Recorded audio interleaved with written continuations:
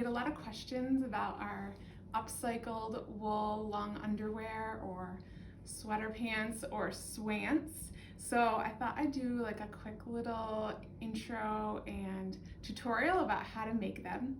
So we usually go to thrift stores or we're given or recycle wool sweaters, and wool sweaters come in all kinds of shapes and sizes. So you can get a fine merino if your kids are really sensitive, and those are good for thin layering. You can get a thicker sweater for really cold days.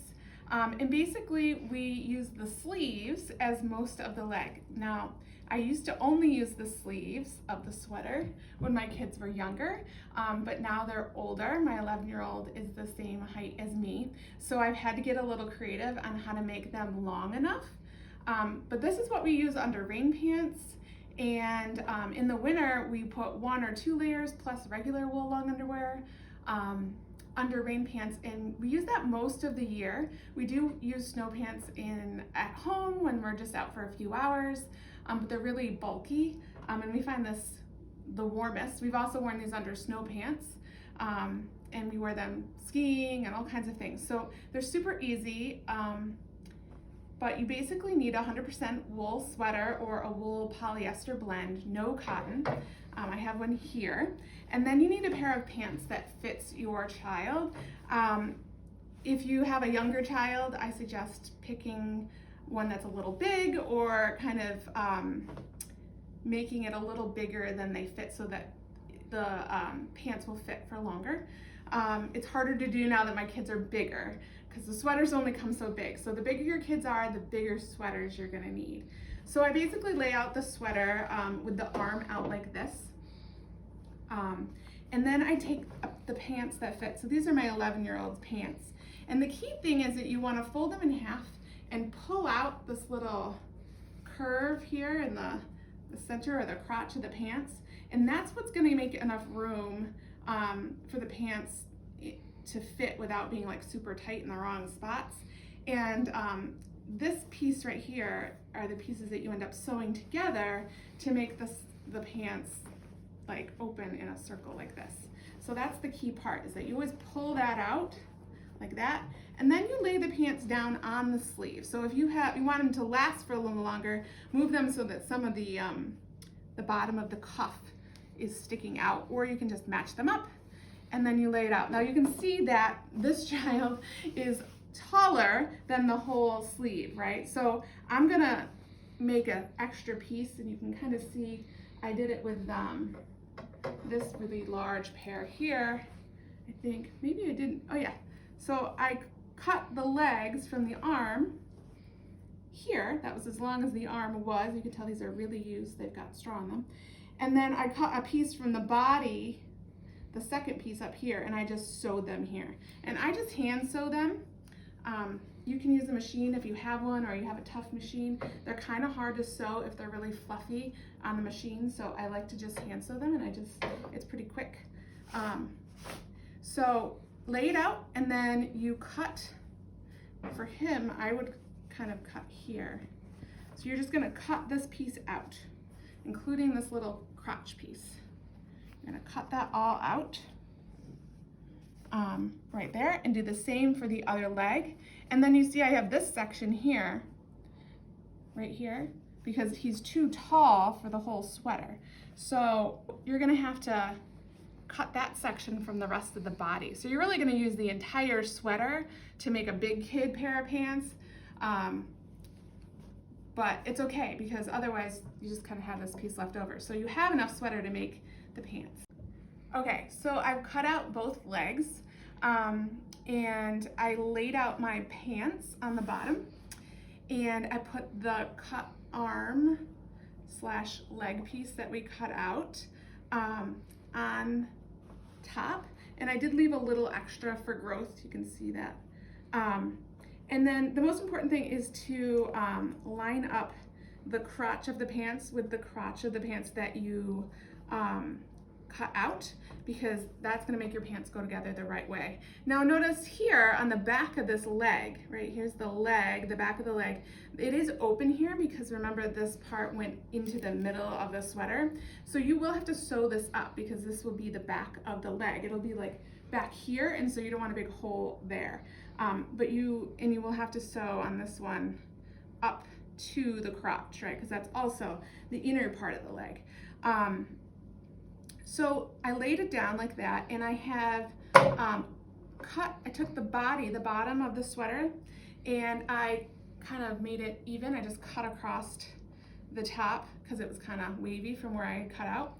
And I'm laying it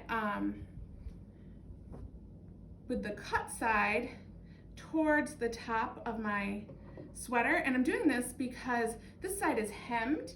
And so when I fold it over to sew for my elastic, I won't have to worry about it unraveling, so it's already hemmed. Same thing with the bottom, that's why we do this way. You don't have to do anything at the bottom, it's already hemmed, it's the cuff of the pants.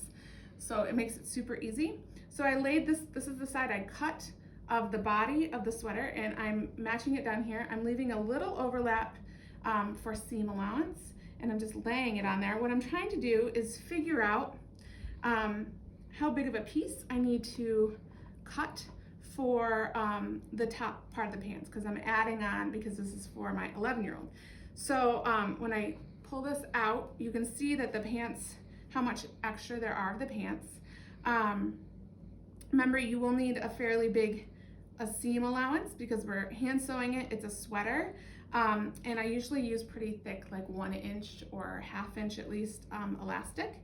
So this is almost enough. Like I might not even trim it that much more, just because bigger's usually better in my kids' cases.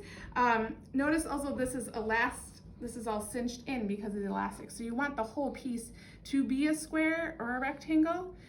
You don't want to cut it in this narrow piece, otherwise your pants will be too tight. The elastic will bring them in.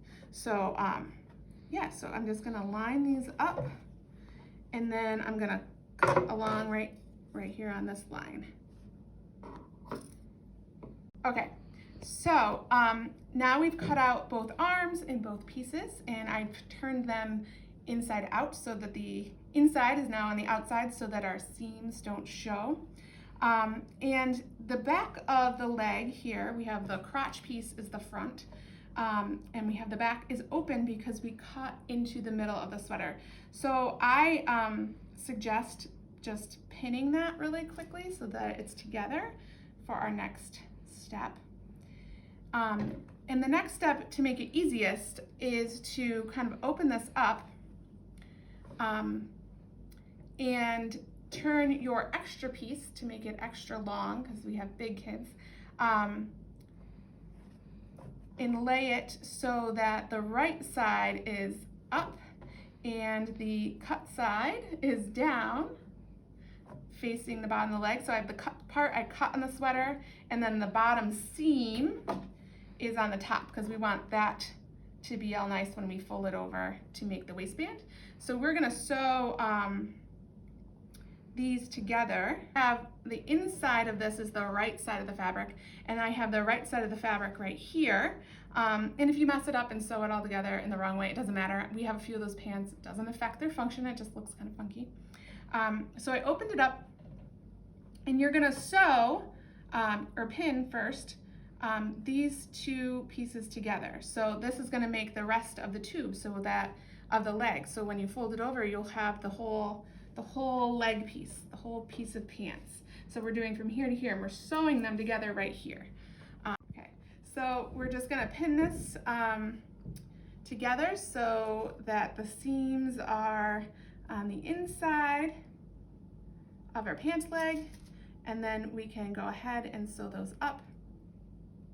So now that we have pinned, and you could sew that now if you want, that might be easiest, but just to show you the next step.